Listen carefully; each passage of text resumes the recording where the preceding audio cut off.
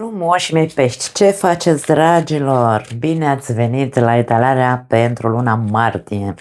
La mulți ani celor născuți în luna martie, să aveți parte de o zi minunată, să petreceți frumos și, bineînțeles, așa cum spun întotdeauna, să vi se îndeplinească toate acele dorințe ascunse adânc în interiorul vostru. Etalarea este generală, știți, țineți cont de acest aspect, dacă rezonează ceva cu voi bine, dacă nu lăsați mesajele aici și bineînțeles că vom face crucea celtică unde vom scoate carte pentru a vedea provocarea lunii, surpriza și concluzia acestei luni. Energia voastră, wow, steaua, o energie extrem de, hai să o numim pură, îmi vine să spun, pentru că steaua vine cu puritate, vine cu adevăr, vine cu sinceritate, vine cu împăcare cu mine însămi. M-am împăcat cu anumite aspecte din interiorul meu, m-am împăcat cu anumite credințe de ale mele, pentru că steaua vorbește și despre acele credințe, de ce nu? Vorbim despre un cert echilibru, vorbim despre o energie de vindecare. Poate că ai vindecat multe lucruri în interiorul tău în ultima perioadă, poate că sau ești în proces de vindecare, de ce nu? Vorbim de o certă curățare, purificare, inspirație, intuiție, vorbim de foarte multe lucruri în această minunată carte. Așadar, o energie, aș spune, extrem de pură, într-un singur cuvânt. Wow, situația sau cum arată așa, să zicem, luna. Vedem fericire, vedem familie împlinită, vedem satisfacție din punct de vedere al relațiilor, da? Aici nu vorbim doar despre familie, că vezi, Doamne, toți sunteți fericiți în familia voastră, nu. Vorbim în general despre relații fericite, da? Imaginea unei comunități, unui clan frumos, unde există căldură, lumină, da? Hai să vedem.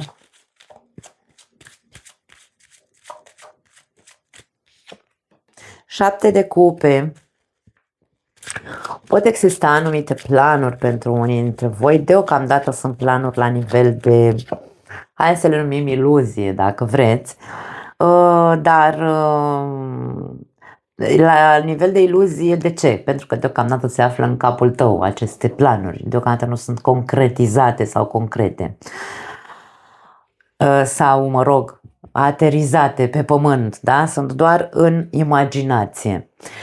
Avem situația în luna martie pentru voi.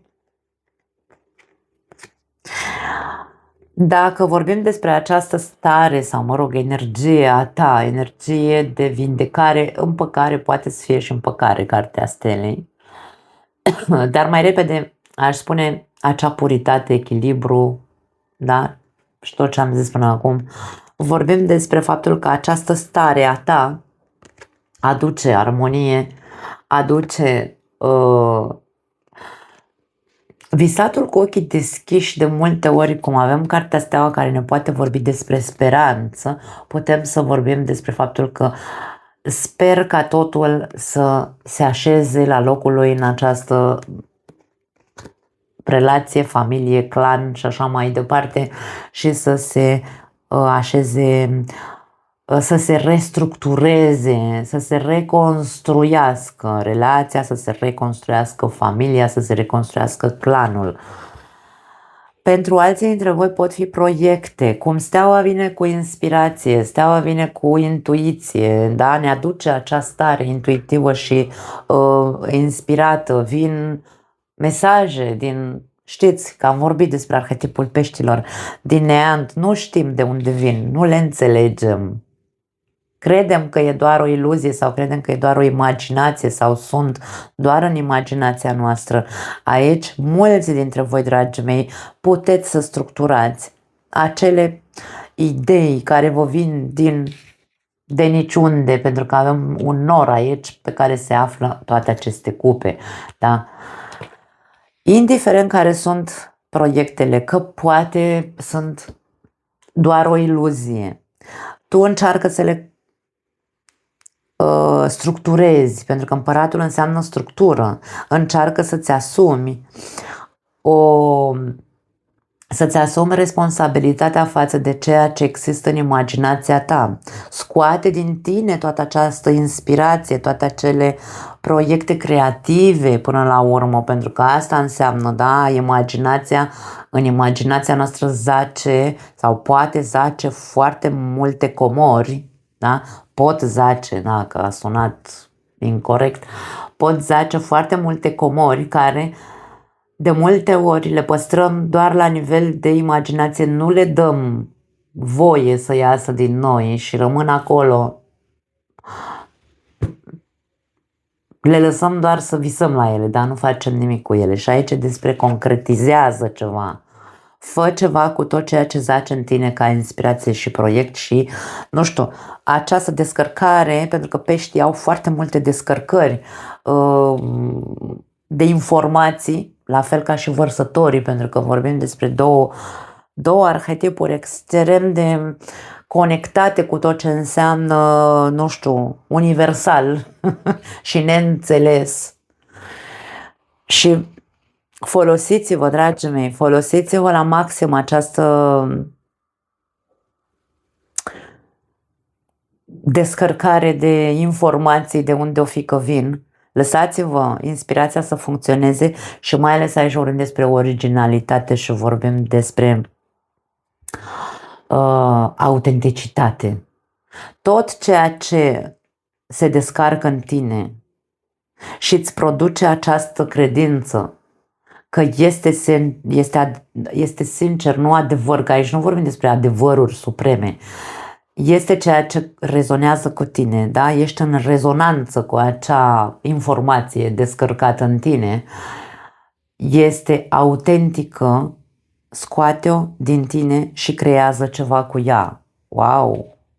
Dragii mei! Dacă vorbim despre relații sau despre familie aici, această speranță de mai bine, că o să fie bine și așa mai departe, poate, hai să o numim că e ok să ai speranță, să nu pierzi niciodată această, nu știu, speranța că toate e o încredere oarbă. E foarte ok așa, dar nu trebuie să rămânem doar la asta, ci trebuie să și să luăm atitudine, da? Împăratul este imaginea celui care pune piciorul în prag și în loc să stea doar în speranță, face, construiește. Pentru că împăratul practic este constructorul din tarot, da? Este cel care pune bazele sănătoase, este cel care preia atitudine, este cel care conduce, este cel care propune, este cel care pune, da, acel picior în prag. Ca să funcționeze o relație, nu putem să stăm să ne alimentăm doar cu speranță, trebuie să și punem piciorul în prag, da? În mintea ta azi de băte, uite proiectul, cum se vede, uite acel nou început pe care ți-l dorești. Poate pentru unii este un proiect, pentru alții este o împăcare, pentru alții este reînceperea relației cumva, dar nu mă refer la a reîncepe relația, că dacă sunteți într-o relație, da, vorbim despre a reactiva relația, da? Și aici imaginația e la ea acasă în tine, ai acces la toate acele puteri de a-ți imagina multe forme în care să-ți reactivezi relația, așa că nu mai sta degeaba, pune și fă. Avem 9 de monede și Marele Preot aici, deci credința și la voi și la voi și la Vărsător am văzut, e foarte asemănătoare într-un fel sau altul această etalare.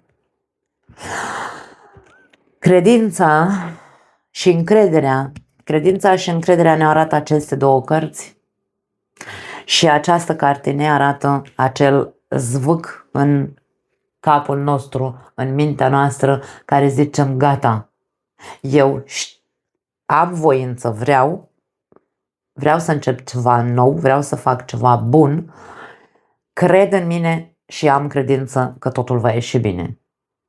Este foarte tare ceea ce văd aici. Multă încredere, multă autoritate interioară, multă speranță de construcție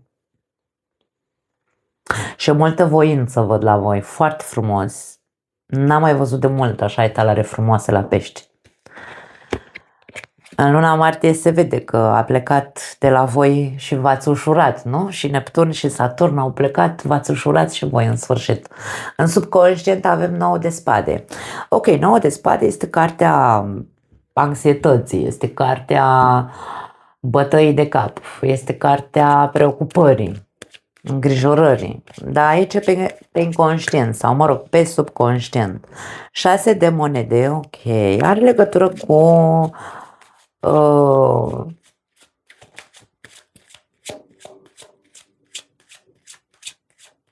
pe o parte are legătură cu reciprocitatea. Știm că 6 de monede e cartea reciprocității, însă are legătură și cu corectitudinea. Și are legătură cu faptul că tu stai prea mult să-ți bați, să-ți storci capul, creierul, da? Aici e nevoie să îți pui puțină ordine în ce? Pentru că până la urmă noi subconștientul nostru, dragii mei, dacă stăm să ne gândim, nu putem să îl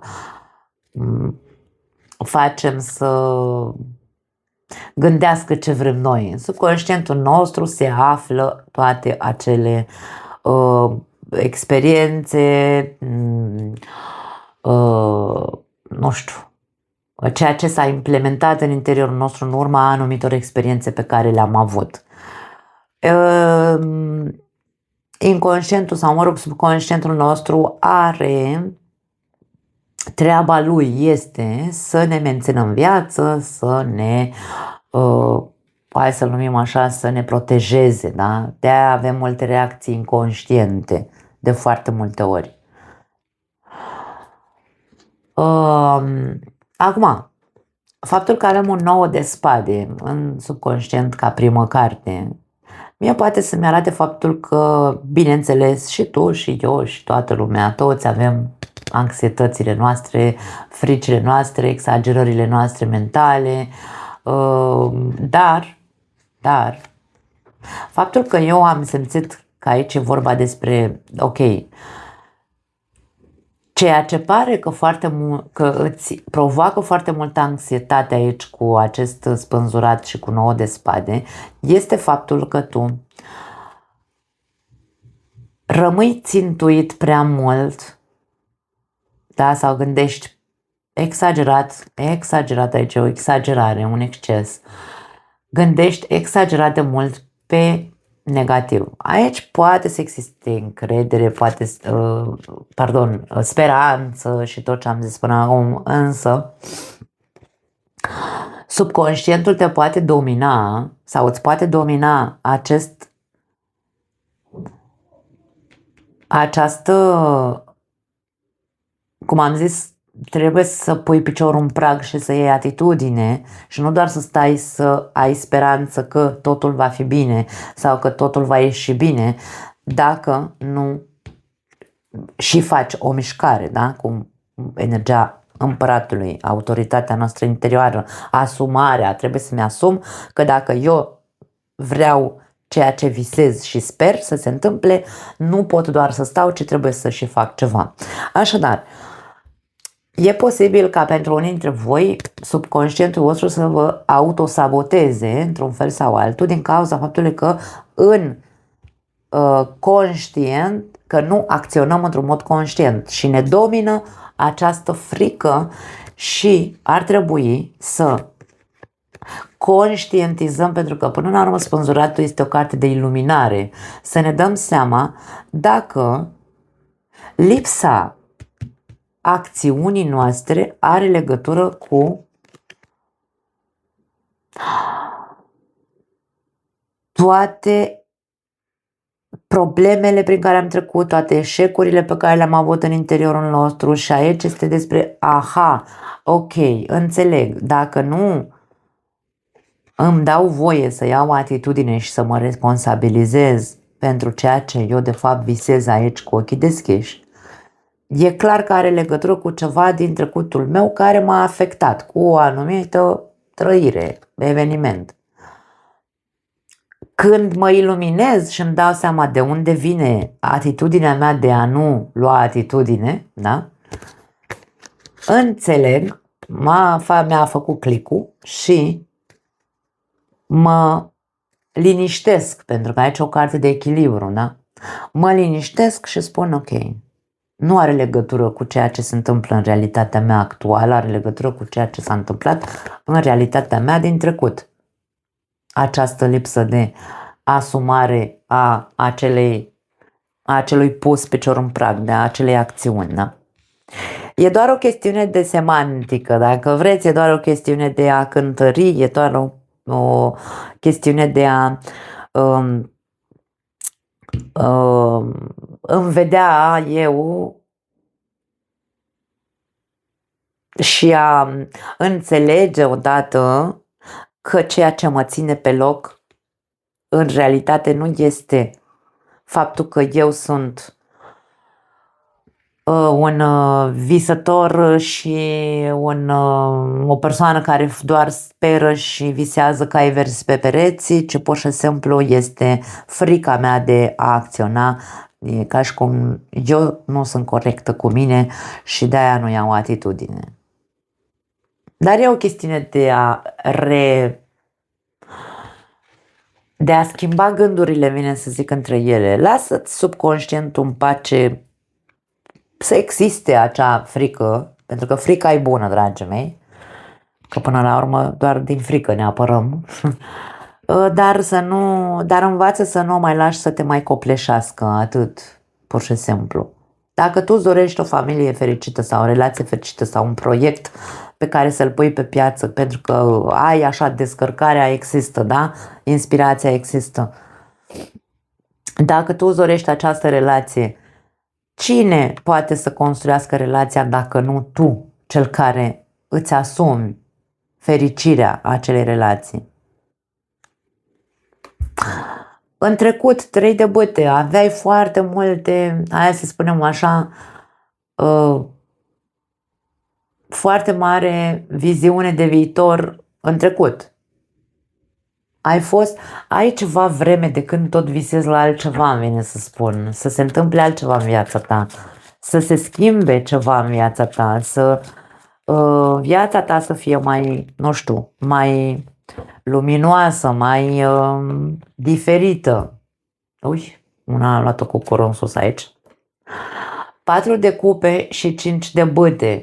Ne arată cum, într-un fel sau altul, în ultimile luni, a existat această privire în zare, cu dorință, din nou simt aici multă speranță, nu știu de ce. A fost o perioadă în care peștele a stat și s-a gândit și a încercat să vizualizeze cam cum vrea să fie viitorul lui. Problema este că ori în această vizualizare ai găsit prea multe noduri în papură, nu știu de ce îmi vine să zic asta. Mai mult ți-ai activat multe conflicte interioare decât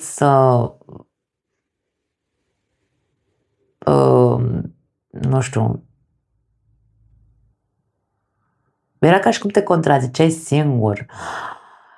În vizualizările tale, viitorul arăta luminos, arăta diferit, arăta altfel, frumos, nu știu cum crezi tu că îl vedeai.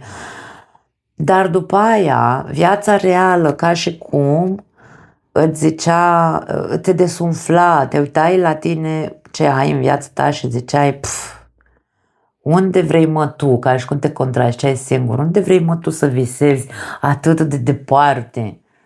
Unde vrei mă tu să crezi că o să ajungi atât de departe? A fost foarte multă neîncredere în tine, vine să zic. Dar eu aici văd altceva. ori insist, aici este un proces în care intră unii dintre voi, în care intrați unii dintre voi în luna martie, un proces de purificare a tuturor acelor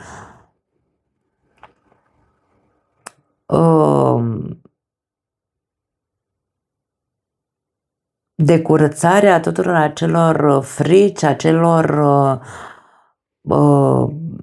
anxietăți care te dominau, acelor iluzii care practic rămâneau doar, erau, bineînțeles că din iluzii nu putem să ne alimentăm în continuu, da? Trebuie să ne oprim la un moment dat și să zicem, ok, ce poate fi real din ceea ce eu visez?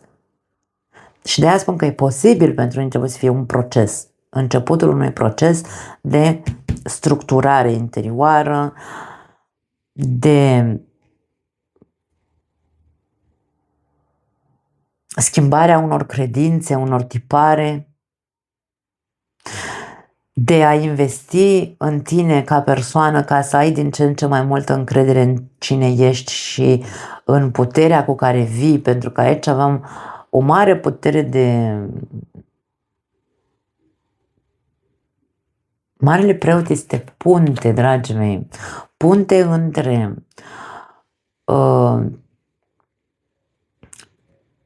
lumea reală și lumea, dacă vreți, lumea de sus, lumea de dincolo, din punct de vedere spiritual. Și aici se află pe nivelul tău conștient această carte.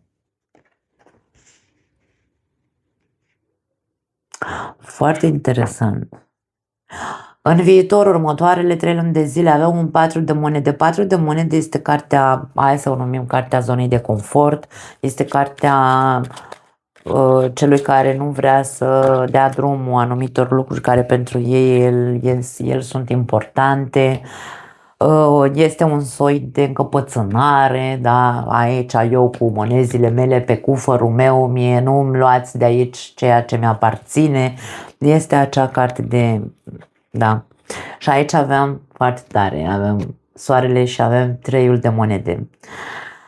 E aici ca și cum se spune că de aici în 3 luni de zile, dragă pește, dacă nu înveți să dai drumul acelor lucruri care pentru tine, chipurile, au însemnat foarte multă siguranță, foarte mult confort sau, nu știu, un soi de stabilitate, da?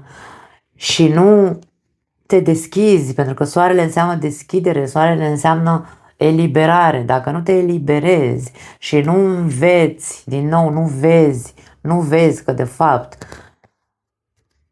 unii dintre voi aici pe chestie de proiecte e o vocație care, dar nu e o vocație, e o chemare, e ceva ce zace în tine, e ceva ce are legătură cu această lume spirituală, e ceva ce este într-un mod sau ți-ar ieși într-un mod autentic, însă tu nu-ți dai voie, tu încă ești la acest nivel de doar de visat și de imaginat.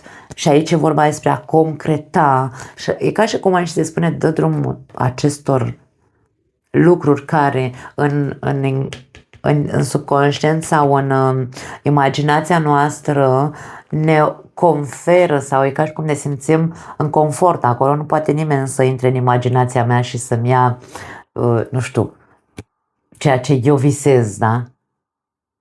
Dar aici e ca și cum, ok, și în lumea reală, în ceea ce se vede în lumea reală, cine sau cum vrei tu să-ți exprimi autenticitatea, că și soarele înseamnă autenticitate, și să exprimi, să vorbești despre ceea ce zace în tine ca vocație. Cine să o facă dacă tu nu-ți dai voie? Dacă tu nu renunți la acea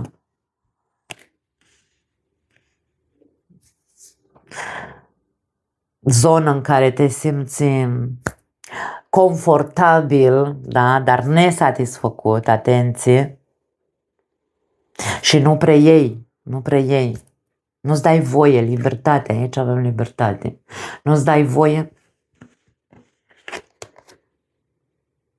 să ajungi la acea vocație. Dacă vorbim despre relații aici, dragii mei, ce să zic? Speranța, încrederea voastră, credința și așa mai departe, tot ce am spus până acum, există și bineînțeles că aici, dacă iei atitudine, vorbim despre fericire pentru că asta îți dorești. Însă, de acum în 3 luni de zile, procesul trebuie să aibă de văzut cu a învăța să renunți la ideea că doar în relația asta vei fi fericit, doar într-o relație vei simți că ești complet. Ideea este că ceea ce tu trebuie să vezi în relația de care te agăți, pentru că pentru unii dintre voi poate fi vorba despre agățare, despre speranță atât de mare în legătură cu această relație, încât să vă agățați de acea relație ca fiind ceea ce considerați că este al vostru. Da? De aia îi se spune zgârcitul acestui personaj. Fericirea se construiește în echipă, dragii mei. Tu poți să-ți dorești să fii fericit alături de această persoană, fericit alături de această persoană, dar atenție să nu fie doar o iluzie, o îmbătare cu apă rece, pentru că poate cealaltă persoană nu are aceeași simțire ca tine. Poate că aici este vorba despre dă-ți voie în următoarele 3 luni de zile să analizezi, să vizualizezi, să vezi. Pentru că soarele înseamnă lumină, conștiința noastră, așa cum spun și în explicațiile astrologice. Soarele reprezintă văzul nostru, așa cum este realitatea. Dacă eu mă agăț de ceva ce poate nu este ceea ce eu cred că e, că eu sper aici să fie, uite-te, în următoarele 3 luni de zile, uite-te la acea persoană sau relație de care te agăți și vezi dacă într-adevăr există acest nucleu de echipă. Sunteți amândoi pe aceeași undă? Vă doriți amândoi același lucru de la această relație? Sau ești doar tu, ca să ieși odată din dubii? Pentru că 7 de cupe este cartea dubiilor. Și aici, sentimentul de sinceritate și soarele înseamnă sinceritate față de mine. Nu mă pot agăța sau trebuie să fiu sincer cu mine și să zic, voi fi observatorul acestei relații, acestei persoane, să vedem dacă suntem cu adevărat și dacă amândoi căutăm același lucru în această relație, adică ce? Să fim fericiți. Și când ajungi la această concluzie, când vei vedea care sunt rezultatele acestei observații sau observări, atunci probabil că vei putea să ieși din această iluzie, vei putea să ieși din această ceață și vei putea să decizi până la urmă ce ai de făcut și vei putea să te dezlegi, să renunți la ceea ce ții cu atât de multă râvnă aici, da? Provocarea este să vezi. Avem judecata. Judecata este o carte care ne arată că trebuie să ne trezim dintr-un anumit somn de veci, da? În care probabil că am stat prea mult timp. Hai să vedem la ce se referă, la ce somn de veci se referă. La începe ceva și nu începi, domne. Da, e ca și cum ești provocat să vezi. Uite-te la atitudinea ta. Dacă tu ai vrut să și împăcarea sau echilibru sau... Da, ok, e foarte explicit etalarea voastră. Dacă tu ai stat, da? Că ești provocat să vezi unde ai stat așa mort degeaba mult timp. Și dorința ta a fost de acțiune, dorința ta a fost de a face ceva nou, de a începe acel proiect despre care vorbeam pentru alții dintre voi. Pentru ce? Pentru a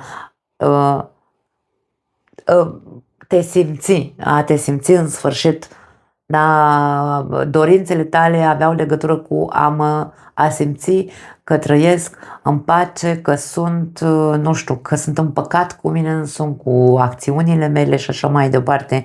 Dar dacă totul a fost doar așa într-un somn de veci și nu ai acționat aici, vedem cum această carte ne spune că ești provocat să ieși din acel somn de veci și să acționezi. Gata, ajunge, haide, fă ceva, fă treabă. Dacă e vorba despre eu am speranță să mă împac, pentru că aici avem împăcare, steaua și ea, deci sunt multe, ar putea să fie multe variante, dar nu are sens să mă lălăi mult. Ideea este că dacă eu sper că această persoană pe care eu cred că este, mă rog, că mi-aparține, că o vreau să fiu cu ea, domne, mă trezesc odată și iau atitudine, acționez, da? Mă duc cu fermitate sau, mă rog, cu încredere în mine, mă duc și îi spun, băi, eu vreau să mă împac cu tine, eu pe tine te vreau, eu te iubesc, habar n-am, zici ce simți tu, că de-aia vorbim despre sinceritate și autenticitate. Te iubesc, asta e, ești provocat să o faci, care va fi răspunsul? Asta habar n-am. Că până la urmă tu trebuie să-ți asumi ca să poți să ieși din această speranță și visare, da? Este despre asta, dragii mei. Dă-ți doar voie să zici, ok, mă duc, fie ce-o fi, mă împac cu gândul la ce-o fi, la rezultatele pe care, da, consecințele acestei acțiuni ale mele, că poate omul alt o să zică nu vreau relația cu tine sau habar n-am, te refuză sau zice orice altceva. Sau, dacă e vorba despre relația actuală pe care o aveți, nu doar tu trebuie să fii cel care, insist, aici pe asta se insistă foarte tare. Trebuie să iei o atitudine, trebuie să vezi anumite lucruri și să te împaci cu ceea ce vezi. Degeaba tu vrei împăcare. Aici avem a treia carte, vedem, astea 3 cărți arată, și dacă mai punem și soarele la socoteală, 4 cărți care ne arată un soi de vindecare, remediere, eliberare, împăcare și așa mai departe, da? Degeaba își dorește unul singur, pentru că aici pare că doar tu ești cel care își dorește lucrul ăsta sau ține de parteneriatul ăsta, dacă celălalt nu își dorește același lucru. Trebuie să vezi foarte bine. E momentul trezirii, e momentul în care să-ți asumi răspunsul sau ceea ce vezi în atitudinea celelalte persoane. Pentru că aici, ca și cum pe o parte, pentru unii dintre voi, vi se spune, trebuie să vezi că ai de-a face cu un jucător, cu un aventurier sau cu o persoană nu neapărat flușturatică, ci o persoană necoaptă, o persoană neasumată, o persoană, nu știu, da? Trebuie să vezi odată pentru totdeauna. Și să te împaci cu gândul că nu servește la nimic să stai aici în somnul cel de moarte doar pentru că vrei această persoană lângă tine. Într-o relație suntem doi, dragii mei, reciprocitatea asta pe care o vedem aici implementată în subconștientul tău există, însă pe tine anxietatea sau poate alte gânduri prăpăstioase pe care le ai nu te face să vezi. Nu că nu te face să vezi, nu te face să te mobilizezi, îmi vine să zic, cu adevărat și să zici, băi, e momentul să nu mai visez că ai vers pe pereți, ci să scot din mine ideea asta pe care trebuie să mi-o implementez și să o folosesc. Ideea de reciprocitate trebuie să existe. Degeaba îți dorești doar tu dacă celălalt nu participă. E vorba de o echipă aici. Trebuie să vezi dacă într-adevăr ai parte de o echipă sau nu. Surpriza. Doiul de bâte. Doiul de bâte este o carte de ambiție, este cartea aceluia care își dorește mai mult și mai bine. Avem eremitul. Eremitul înseamnă introspecție interioară, în principiu. Și rege de bâte. În primul și primul rând aici e ca și cum surpriza vine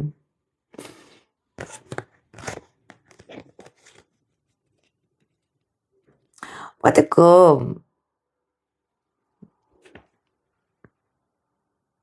tu te vei surprinde de faptul că, ok, dacă aici vei vedea anumite lucruri sau vei accepta cel puțin mesajul, da? Că aici e ca și cum, băi, tot se dă din goarna asta de ceva vreme și acum o să se dea din nou mesaje. Sunt mesaje în această carte. Mesaje care vin către tine, care au scopul să te trezească într-un fel sau altul la o realitate. Atunci când tot vedem că vin anumite mesaje și vin anumite mesaje, aici fiind o provocare, ca și cum, băi, tot văd anumite lucruri, semnale, intuiesc, pentru că oricum peștii au o intuiție extraordinară, văd, citesc printre rânduri și totuși nu mă las convins, eu tot stau aici în iluzia asta și așa mai departe.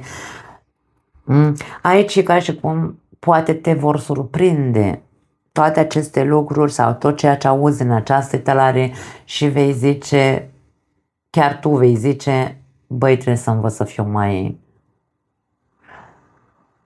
Dar nu ambițios că vreau să ajung eu nu știu unde, nu, trebuie să învăț să fiu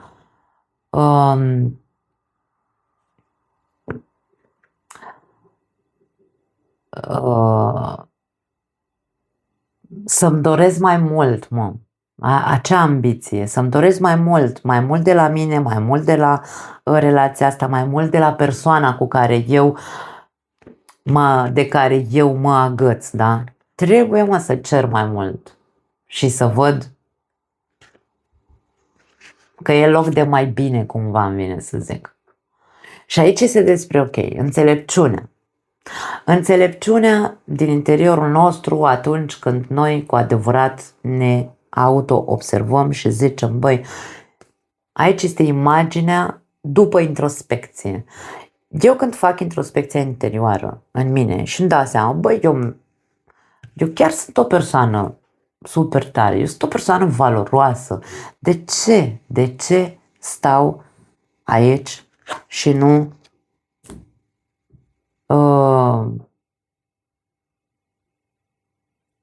vreau mai mult sau nu cer mai mult de la persoana alaltă, ci mă mulțumesc așa cumva cu faptul că îmi dă o certă, nu știu, siguranță, dar e o siguranță care nu e o iluzie mai mult, îmi vine să zic. Foarte tare etalarea voastră. Concluzia, 8 de spade, ok. Da. Până la urmă totul ține de noi, dragii mei, pentru că 8 de spade e cartea liberului arbitru. Na, alegeri. Ai liberul arbitru să alegi dacă să alegi ce? Să alegi succesul, să alegi echilibrul, să alegi să acționezi sau nu. Toate blocajele noastre sau tot ceea ce noi credem că ne ține pe loc, nu pot că copiii, nu pot că vârsta, nu pot că, nu știu, habar n-am, inclusiv, nu vorbim aici doar despre relații, despre iubire, vorbim despre proiecte, da? Nu pot că, nu știu, uite, mă apropii de 50 de ani, cum să deschid eu un canal de YouTube, da, un exemplu, da? Dragii mei, sau, nu știu, orice altceva. Cum să renunț eu acum la 50 de ani, eu zic vârsta mea, fiecare, poate aveți mai mult, dar nu contează, ideea e cum să ajung eu, domne,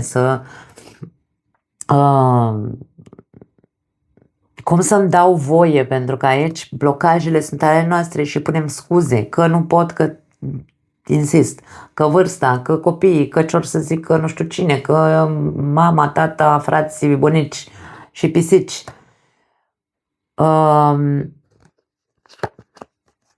Concluzia este că tu ai un liber arbitru. Atâta timp cât vei sta în propriile tale blocaje sau în propriile tale scuze, nu vei vedea niciun avans, nu vei vedea niciun succes, nu vei vedea absolut nimic.